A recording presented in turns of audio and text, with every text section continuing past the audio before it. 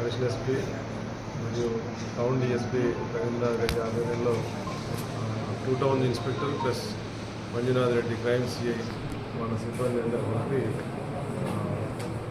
Town అవుట్స్కట్స్లో రాబడిన సమాచారం మేరకు ఆవుల కిరణ్ కుమార్, తర్వాత దుగ్గిరాల రాణి ఇద్దరు కూడా వైఫ్ అండ్ హస్బెండ్, వీళ్ళిద్దరిని కూడా అనుమానం మీద వాహనాలు తనిఖీ చేస్తూ పట్టుకోవడం జరిగింది.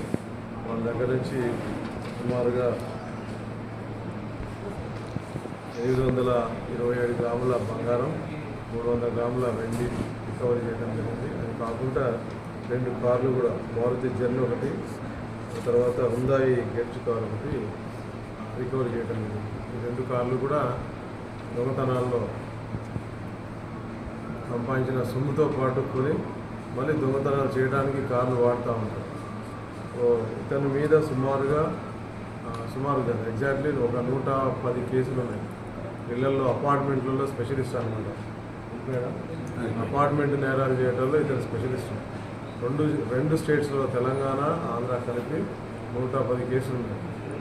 వాటిల్లో ఒక 50 కేసుల వరకు ట్రయల్లో ఉన్నాయి. మిగతా అన్నీ కూడా సరిగ్గా సాక్ష్యాలు చెప్పకపోవడం మూలంగా కొట్టివేయడం జరిగింది. సో ఆరితేరిన నేరగాడు. సో చాకచక్యంగా సిబ్బంది అందరూ కూడా బాగా కష్టపడి లోకల్ డిఎస్పీ, అడిషనల్ ఎస్పీ వాళ్ళ ఆధ్వర్యంలో టీం వర్క్ చేశారు. ఇద్దరు ఇన్స్పెక్టర్ కూడా వాళ్ళ సిబ్బంది అందరూ కూడా చాలా కష్టపడి పట్టుకురావడం జరిగింది. సో ఈ పట్టుకున్న దాంట్లో ఇప్పుడు దొరికిన దాంట్లో సుమారుగా 7 అఫెన్స్లు ఉన్నాయి. మన దగ్గర 3 ఉన్నాయి. నంద్యాల టౌన్లో సాయి అపార్ట్మెంట్స్ ఒకటి, సాయి తేజ అపార్ట్మెంట్ ఒకటి, శ్రీకృష్ణ అపార్ట్మెంట్. ఈ అపార్ట్మెంట్ దగ్గరకు వస్తాడు, బయట బండి పెడతాడు, లోపలికి వెళ్ళిపోయి లిఫ్ట్ ఎక్కుతాడు, పైన ఎక్కడెక్కడ లాక్ ఉన్నాయో చూసుకుంటాడు, లాక్ ఓపెన్ చేస్తాడు, లోపలికి వెళ్తాడు. మన వాళ్ళు ఎన్నిసార్లు మీటింగ్ పెట్టినా కానీ, వాళ్ళందరికీ నోటీసులు ఇచ్చి అవేర్నెస్ క్రియేట్ చేసినా కానీ ఆ బీరువాకి తాళం వేయరు. తాళం తీసి లేదా తాళం దానికే పెట్టి లేదా దానికి పక్కనే పెట్టి వెళ్తారు. ఇలాంటి నెగ్లిజెన్స్ వల్ల ఇలాంటి వాళ్ళు అదుపులో లేకుండా నేరాలు చేస్తున్నారు. వాచ్మెన్ గురించి కూడా అలర్ట్ చేయడం జరిగింది. మీటింగ్స్ అన్నీ కూడా పెట్టడం జరిగింది. ఛాన్సార్లు నోటీసులు కూడా ఇవ్వడం జరిగింది. ఆడ వాచ్మెన్ ఉంటాడు, బట్టలు ఇస్త్రీ చేసుకుంటూ ఉంటాడు. లోపలికి ఎవరు వస్తున్నారు, ఎవరు పోతున్నారు అనేది కొద్దిగా కూడా దాని మీద దృష్టి ఉండాలి. ఇవన్నీ తెలియాలి వాళ్ళకి, కాబట్టి చెప్తా ఉన్నాం. ఒక నేరం జరిగిన తర్వాత ఈజీగా కామెంట్ చేస్తున్నారు, క్రైమ్ కంట్రోల్ లేదు, రోజు నేరాలు జరుగుతున్నాయని.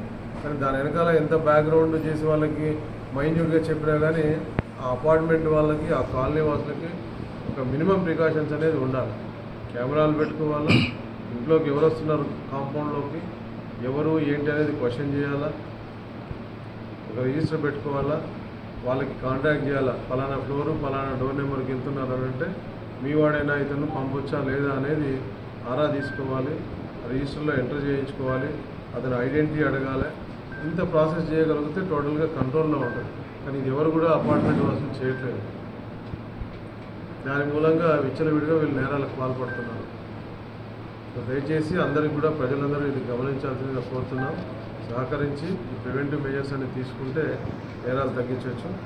మన దగ్గర 3 కేసులతో పాటు గుంటూరు అర్బన్లో 1 కేసు, తర్వాత వైజాగ్లో 2 కేసులు, ఒకటి తిరుపతి, కాకినాడ 1 కేసు, 7 కేసులు మా దగ్గర రివీల్ చేయడం జరిగింది. ఫర్దర్ కూడా కస్టడీకి తీసుకొని ఇంకా ఇంట్రాగేట్ చేయడం జరుగుతుంది.